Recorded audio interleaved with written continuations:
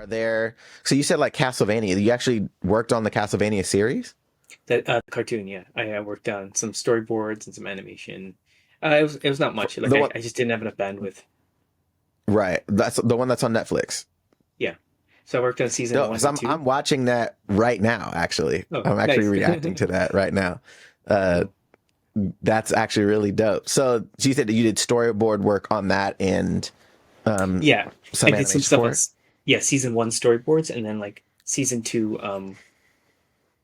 stuff. I just did some animation on it and stuff. Oh, Yeah, I'm actually like confused like now where like it was season two storyboards I was doing during season one. Some vampire council stuff. But I got it. remember I was drawing characters too detailed, and they're like, you need to loosen up because your drawings are getting so tight, but they're also off model, and the Korean artists are just going to trace your drawings and they're going to trace them wrong.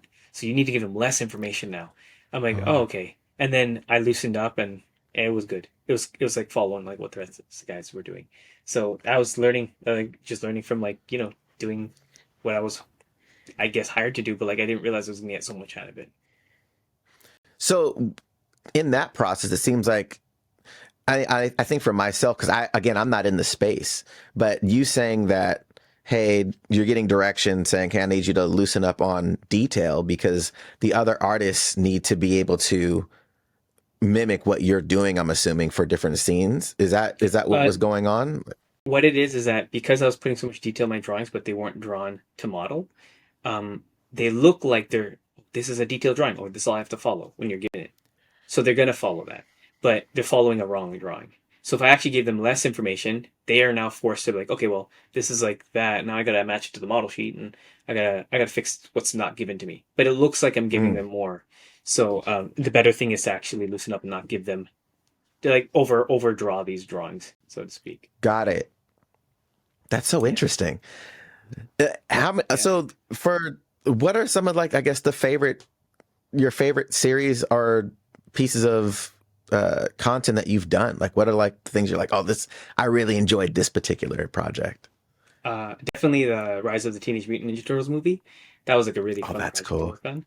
I did a little bit of work on Lego Monkey Kid that was really fun because that shows like Mm. it's like Studio Trigger like injected steroids in this whole show. It's crazy. Oh, wow. And I mean, there's been really cool projects here and there, but um, to be honest, like professional work isn't like what excites me. Like it's just Oh, my own really? stuff. Like I would rather work for a friend, like friends projects and stuff like that. Like a lot of independent projects like are a lot more exciting than just like a lot of the jobs. My job right now is really fun. I work on X-Men.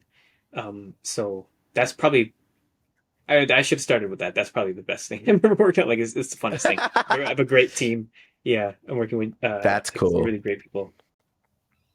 That's the new series that they're coming out with for Disney, Yeah, correct? yeah, that's right. That that's cool. So is it like a without getting you into hot space because I know spoilers and all that stuff and Yeah, talking about unreleased projects isn't really a thing. I'm assuming it's a continuation of the older X-Men series, or at yeah, it's least not a reboot. Yeah, right. so that's something to look forward to. That's pretty cool. That's actually Yeah, really cool. yeah, they gotta I roughen it think with the especially fans. for yeah, I think for sure. I mean, that's one of the things for us. In my head, I was like, what were some of the shows as a kid that I wish were now? And X-Men is one of those. Like it just has Yeah, a quality of man, I would really want to see a newer version of this show. yeah. So that's really cool. I think you're gonna be That, excited for it though. That's- so that's what's up. I mean, how does it feel like working on something like that you grew up on? Like seeing it as a kid and then being able to work on a project like that. How does it yeah, feel? it's surreal, man. Like, it's bizarre, especially like when you hear the voice actors and then you look at all these design sheets and you're like, dude, this is actual assets for something you're supposed to make, and that what you're making is literally what brought you here. Like you were growing up with this stuff. You were riffing that Right. da-na-na-na-na-na in your head like when you were a kid. So like it's bizarre. It really is. Yeah, that's so crazy because I'm like a lot of people wish they had some kind of like opportunity to do work or be a part of something that they grew up on. It's almost like I would probably reference it to like if you're a car guy, like Mhm.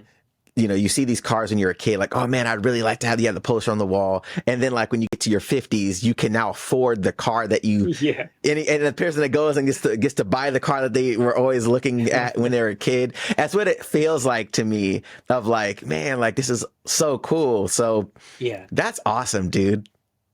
Thanks, man.